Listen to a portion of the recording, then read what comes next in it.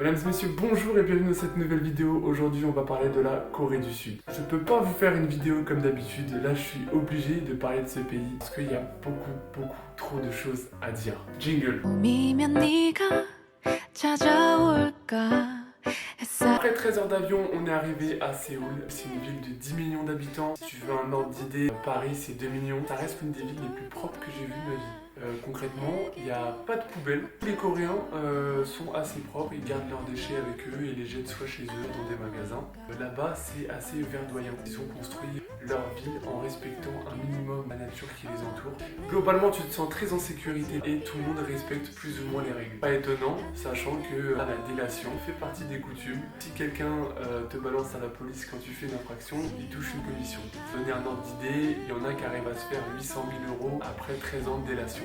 Donc c'est assez lucratif. Moi j'ai des valeurs, vous connaissez, mais le voyage était cher. Alors un point très important, personne ne parle anglais. Non mais quand je te dis personne, c'est que tu sois à l'aéroport, dans un hôtel, dans un magasin ou dans un truc de tourisme, l'anglais t'oublie. Puisque là-bas, tu es totalement dépaysé. Tu n'as pas de repères comme tu as dans certains pays où tu retrouves des similitudes avec le tien. Rien n'est traduit, donc en fait les noms en coréen, démerde-toi comme tu peux. Une autre coutume des Coréens, c'est d'être le plus gentleman avec sa copine. Après, ils aiment bien pousser jusqu'au bout pour montrer à quel point ils aiment leur copine. J'ai vu une scène qui m'a choqué où le mec portait carrément des chaussures à talons de sa copine parce qu'elle avait mal aux pieds. Voilà, ça va jusqu'à ce niveau-là si tu voulais savoir. Alors, dans la ville de Séoul, tu as pas mal de choses. Faut te déplacer essentiellement en métro ou en bus. Tu as énormément de temples à voir qui sont super jolis. Tu peux même te déguiser en tenue traditionnelle pour entrer gratuitement dans les temples. Alors la Corée du Sud, faut savoir que c'est un pays qui n'était pas du tout connu il y a quelques temps. Pourquoi aujourd'hui la Corée du Sud devient de plus en plus connue? Eh bien c'est grâce à la K-pop et toutes les séries coréennes que tu vois à la télé.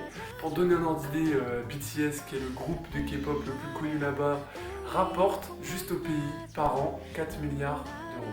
Et ça c'est juste le plus gros groupe de K-pop. Donc bien évidemment quand ça rapporte autant d'argent au pays et que ça fait connaître le pays dans le monde entier, du coup quand tu te promènes dans les rues, on a absolument partout et ça donne ça.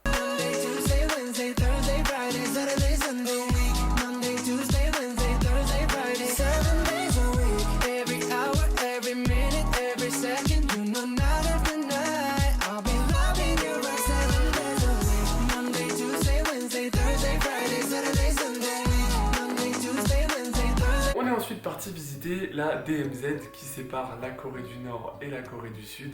Et donc tu te retrouves dans un climat un peu particulier. La Corée du Nord envoie plusieurs missiles vers la Corée du Sud. Alors je te rassure tout de suite, les missiles tombent dans la mer, mais c'est histoire d'appliquer une pression constante et montrer qu'en fait à tout moment ça peut partir.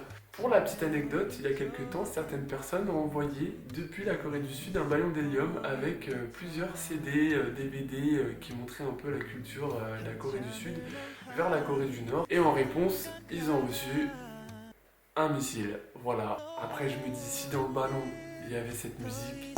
Gangnam Style. Gangnam Style.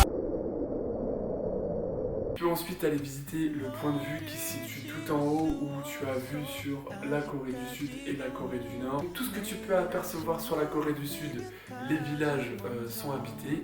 Tout ce que tu vois Corée du Nord, si tu observes bien avec les jumelles qui sont mises à ta disposition, tu t'aperçois que c'est une ville entièrement occupée par quelques militaires qui patrouillent et que certains bâtiments sont faux, certaines fenêtres sont fausses et que tout est mensonger. On est donc parti en voiture pour traverser le pays et se diriger vers le petit village de Jeonju. Donc les paysages sont très verdoyants comme je te l'ai dit. La Corée du Sud c'est 63% de forêt sur le territoire. C'est absolument énorme. Donc quand tu traverses, autant te dire que tu as forêt sur forêt sur forêt sur forêt. On est donc arrivé à Jeonju qui est un petit village traditionnel super joli.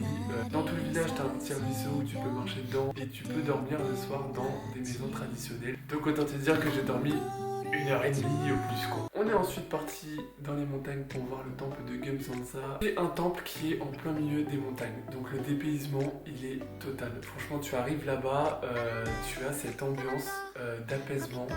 Petite particularité de la Corée du Sud. On se plaint en France d'avoir beaucoup trop de radars. Et bien figurez-vous que là-bas, il y a un radar tous les 1,5 km. Et bien évidemment, je parle de radar de vitesse.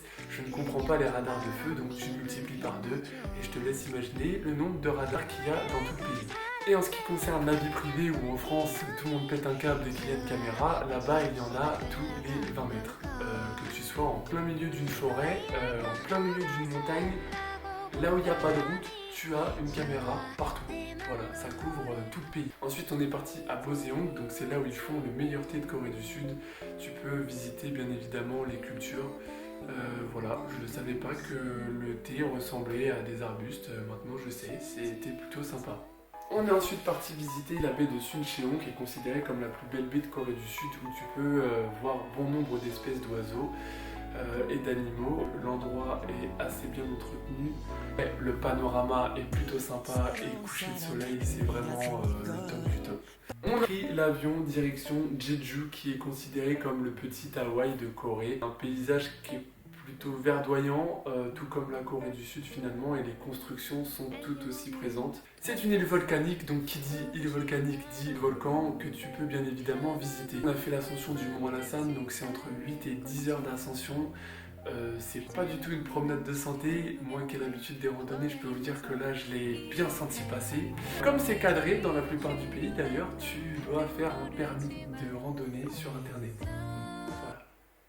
Bon, je te rassure, rien de bien compliqué, hein. C'est un formulaire que tu remplis sur internet et je pense que c'est juste pour voir un peu la fréquentation. Dans la randonnée, bah écoute, encore une fois, c'est très bien aménagé, très bien balisé, et cette fois-ci tu ne payes pas, c'est gratuit, ça fait plaisir. Le paysage, ça te fait penser un peu entre Amazonie et Bali, surtout par temps de pluie, franchement c'est encore plus beau. Je croisais pas mal d'animaux, même des petits cerfs qui sont pas du tout craintifs. Et arrivé en haut, la récompense après 8-10 heures de marche, je vous laisse découvrir ce que c'est incroyable. Je vous conseille de le faire quand il fait beau et pas quand il pleut. Bon, je vous rassure, les nuages se sont dégagés et on a quand même aperçu le lac que tu peux voir dans le cratère. On a visité ensuite pas mal de cascades, dont une cascade qui se jette dans la mer qui était plutôt impressionnante à voir. Si je devais donner un petit point négatif, ce serait le fait de faire payer à chaque fois, parce que même si c'est 3-4 €, le fait de mettre un checkpoint, d'aménager l'accès, bah ça gâche un peu le côté sauvage et stylé du truc. On n'est pas en Islande quoi. On a ensuite fini notre voyage par la plus belle plage, un endroit qui est franchement super joli. Les couleurs sont incroyables, je vais pas vous mentir. En revanche, le côté qui m'a un peu moins plu, c'est que comme tout le reste du voyage, bah, c'est un peu cadré. Autant te dire que si tu veux te baigner sur cette magnifique plage, tu es dans un cercle de 40 mètres sur 40 mètres, où tu es à pied, tu ne peux pas aller à droite, tu ne peux pas aller à gauche, tu ne peux pas aller vers le large, tu ne peux pas nager, parce que tu as une douzaine de gardes, c'est des sauveteurs, mais en gros ils te rappellent à l'ordre dès que tu fais un pas de côté. Bah écoutez, j'espère que cette vidéo vous a plu et qu'elle vous aura appris pas mal de choses. On se retrouve à la prochaine pour une nouvelle destination, à plus.